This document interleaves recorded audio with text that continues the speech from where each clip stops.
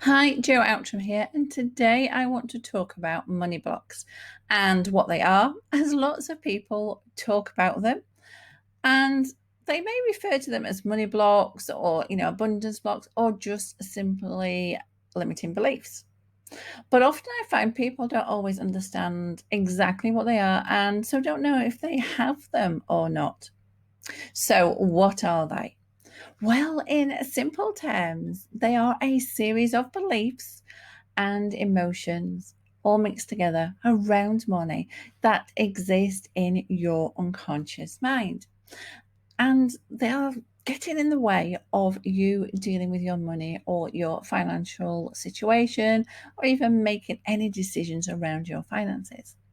Now, sometimes they are obvious, but often they're more sneaky and not so obvious. And often the block is several unhelpful beliefs that have banded together to sabotage your attempts to get ahead financially or to deal with certain aspects of your finances. So, what kind of things can they actually be stopping you from dealing with? Perhaps it's getting out of debt as quickly as possible, despite having the conscious desire to do so. Maybe it's stopping you from saving loads of money or even to start saving money. Maybe you're struggling with increasing the number of income streams in your business or making your business as profitable as it can be, or even achieving financial freedom with whatever, of course, that means to you. We've each got our own definition. You could be overspending without realizing why you need to spend so much, or even being scared to spend money and invest in yourself. It could be that in your business, you're not charging your true potential. Maybe you know that money goals are a great idea, but you just can't seem to set them or stick to them when you do set them. And maybe you're making the same money mistakes over and over again. This list can go on. But basically, you know that you have money blocks if you are doing everything right. So you're doing everything you practically can, but you aren't getting the corresponding results. So, for example, you may be budgeting to repay loads from your credit card debt each and every month, and you may even be finding the money to do so. I'm getting really creative, and you're finding the money each and every month. Then something always crops up. That means you add a purchase or several purchases to your card, and then you have completely wiped out all of a sudden all the good work that you've done that month in repaying down that debt, or even all the good work that you've done in the last few months. Now, the key here is to go hunting for the blocks that are stopping you. Identifying them is the first step in dealing with these pesky beliefs.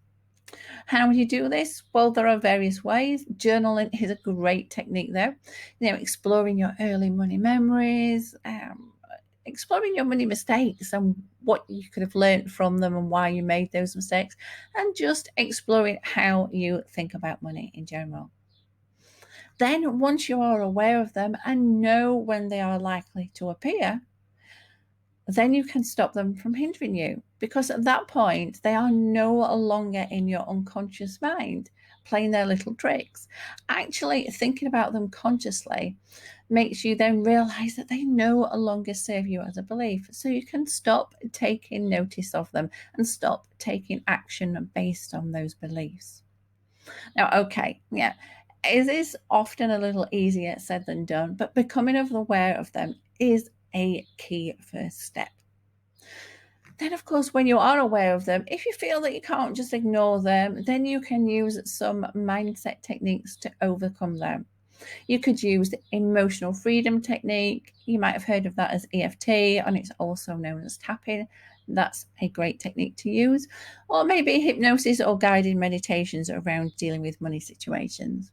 Or even the clearing mantra, such as Ho'oponopono, that works wonders with money blocks. And my personal favourite and the technique that I find most powerful is timeline therapy, which is a form of guided visualization. Unfortunately, though, this technique does require you to work on a one-to-one basis with a qualified practitioner.